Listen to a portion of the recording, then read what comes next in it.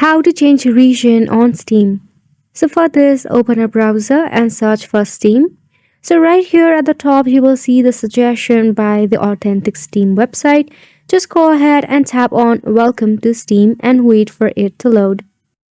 You will land to this homepage of Steam Official.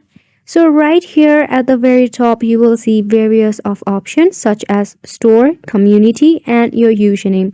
So you have to tap on your username or your nickname, then go to your profile. Now right here, you will see the option of edit profile bubble right here. So you have to tap on this edit profile. So here is the information about you on your Steam, and here's the location that we have to change. So all you have to do is tap on this drop icon and select another country for you. Then select a state or province of the region. Now for an example here, I'm doing a demo location for you. Now go ahead and select a city of the region. And once you are done, just go ahead and tap on this save option at the last. And just like that, you have changed your region for your Steam. Isn't it simple? So make sure to give it a try, and thank you so much for watching.